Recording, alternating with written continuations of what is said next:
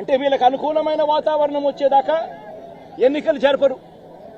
Court పర్యవేక్షణలో ఉన్న కేసులకు సంబంధించిన పరిస్థితులు ఇవి. పాలకొండలో కూడా అంతే.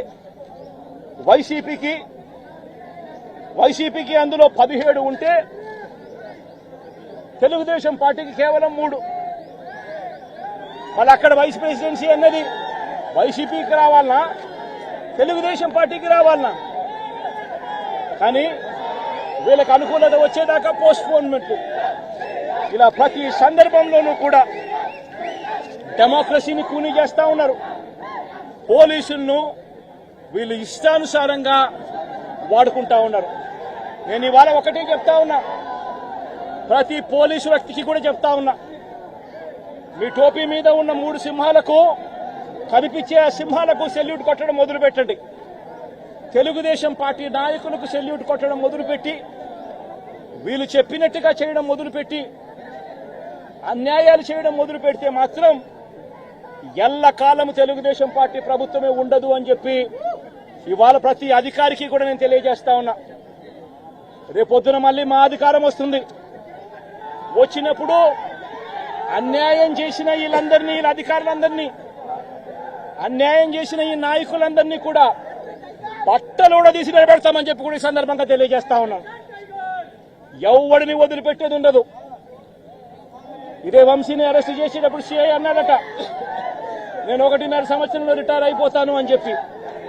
రిటైర్ అయిపోయినా కూడా 7 సముద్రాల అవతల ఉన్నా కూడా మొత్తం అందరినీ కూడా పిలిపిస్తామని చెప్పి కూడా ఈ సందర్భంగా చెప్తా ఉన్నా. చట్టం ముందు నిలబడేట్టుగా చేస్తాం, బట్టలు ఊడదీస్తాం, న్యాయం జరిగేట్టుగా చేస్తాం అని ప్రతి ఒక్కరికి కూడా తెలియజేస్తా ఉన్నాం. ఈ మాదిరిగా అన్యాయం చేయడం మొదలు పెడితే మాత్రం ఖచ్చితంగా ప్రజలు, దేవుడు ఇద్దరు కూడా వీళ్ళని శిక్షించే కార్యక్రమం ఖచ్చితంగా జరుగుతుందని చెప్పి సందర్భంగా మరొక్కసారి వీళ్ళందరికీ కూడా చెప్తా ఉన్నా. అన్యాయంలో భాగస్వాములు కావద్దండి. మీ టోపీ మీద ఉన్న సింహాలను గౌరవించండి, వాటికి సెల్యూట్ కొట్టండి, మీ వ్యక్తిత్వాన్ని కాపాడుకోండి అని చెప్పి ఈ ప్రతి అధికారికి కూడా ఈ సందర్భంగా తెలియజేస్తాం. సెలెక్టివ్ గా కొంతమంది లీడర్స్ ని టార్గెట్ చేసి అరెస్ట్ చేస్తూ ఉన్నారు. దాన్ని ఎట్లా చూస్తారు? మన పేర్లు కానీ ఇవాళ వంశీ, ఇటీవల కొంతమంది అరెస్ట్, నందివం సురేష్, ఇట్లా దాన్ని ఎలా చూడాలి? ప్రజాస్వామ్యం కూలిపోతా ఉంది అని చెప్పడానికి ఇవన్నీ నిదర్శనాలు. ప్రతి కేసు ఇల్లీగల్ కేసే. ప్రతి కేసులోనూ కూడా వీళ్ళే బెదిరిస్తా ఉన్నారు, అవతలోడు బెదిరిస్తా ఉన్నాడు అని చెప్పి వీళ్ళే కేసులు పెడతా ఉన్నారు. అసలు బెదిరించేది ఎవరిని బెదిరిస్తా ఉన్నారు? ప్రతి విషయంలోనూ వీళ్ళే. పారిశ్రామికవేత్తలను వదలడం లేదు, రాజకీయ నాయకులను వదిలిపెట్టడం లేదు. ప్రతి ఒక్కరిని కూడా వీళ్ళే బెదిరిస్తా ఉన్నారు. అవతలోడు బెదిరించినాడని చెప్పి మళ్ళీ ఎదురు కేసులు పెడతా ఉన్నారు. ఇవన్నీ ఊరికే పోవు, ఇవన్నీ కూడా మళ్ళీ వీళ్ళకు చుట్టుకుంటాయి. చుట్టుకున్నప్పుడు వీళ్ళ పరిస్థితి అతి దారుణంగా తయారవుతుందని మాత్రం ఖచ్చితంగా చెప్తారు.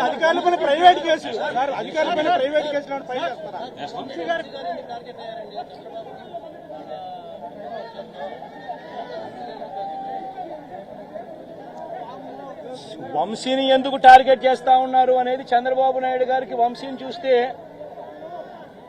తన సామాజిక వర్గం నుంచి ఒక వ్యక్తి ఎదుగుతున్నాడు. చంద్రబాబు నాయుడు గారి కన్నా గ్లామరస్ గా ఉన్నాడు, లోకేష్ గారి కన్నా గ్లామరస్ గా ఉన్నాడు. ఒక మనిషి ఎదుగుతున్నాడు అని అంటే తట్టుకోలేడు తన సామాజిక వర్గంలోనే. అందుకనే కొడాలని నేను చూసినా ఆ మనిషికి జీర్ణించుకోలేని ఆక్రోశము, వంశీని చూసినా కూడా జీర్ణించుకోలేని ఆక్రోశము. ఎందుకంటే చంద్రబాబు నాయుడు గారి కన్నా చక్కగా ఉంటారు కాబట్టి వీళ్ళిద్దరు. అవినాష్ కూడా పాపం ఎప్పుడో ఒకసారి టార్గెట్ అవుతాడు, ఎందుకంటే లోకేష్ కన్నా చక్కగా ఉన్నాడు కాబట్టి. ఇది చంద్రబాబు నాయుడు గారి మనస్తత్వం. ఆయన కొడుకు ఆ సామాజిక వర్గంలో వాళ్ళు మాత్రమే లీడర్లు. వాళ్ళకి ఎవరైనా పొరపాటున వాళ్ళకు అనుకూలంగా లేకపోతే సామాజిక వర్గం నుంచి వాళ్ళని వెలేయడము. ఇదే చంద్రబాబు నాయుడు గారు, రామోజీరావు, ఆంధ్రజ్యోతి రాధాకృష్ణ, TV5 వీళ్ళు ముగ్గురు. నిజంగా ఇది ఒక మాఫియా రాజ్యం. చంద్రబాబు నాయుడు అనే వ్యక్తిని ముఖ్యమంత్రిగా చేయడం కోసం, చంద్రబాబు నాయుడు అనే వ్యక్తికి ఓట్లు వేయించడం కోసం ఒక మాఫియా సామ్రాజ్యం వీళ్ళంతా. ఆ మాఫియా సామ్రాజ్యంలో ఎవరైనా చంద్రబాబు నాయుడు గారికి వ్యతిరేకంగా వాళ్ళ సామాజిక వర్గంలో ఈ అవినాష్ గాని, నాని గాని, వంశీ గాని ఇలాంటి వాళ్ళు ఎవరైనా నిలబడితే మా శంకర్రావు కానీ మా బ్రహ్మనాయుడు కానీ ఇటు వాళ్ళు ఎవరైనా నిలబడితే అంతే, వాళ్ళ సామాజిక వర్గంలో తప్పు పుట్టారు, వాళ్ళ అన్యాయస్తులు అని వాళ్ళ మీద తప్పుడు కేసులు పెట్టడం, వాళ్ళ మీద ఇల్లీగల్ అరెస్ట్ చేయించడం, వాళ్ళ మీద బురద చల్లడం, వాళ్ళని ట్రోల్ చేయించడము, ఇవన్నీ కూడా చంద్రబాబు నాయుడు గారి నైజం, లోకేష్ గారి నైజం చూపిస్తుంది. ఇవన్నీ కూడా ఈ తప్పుడు కేసులు పెట్టిన అధికారుల పైన మీ పార్టీ పోరాటం ఏమైనా ఉందా? In fact few words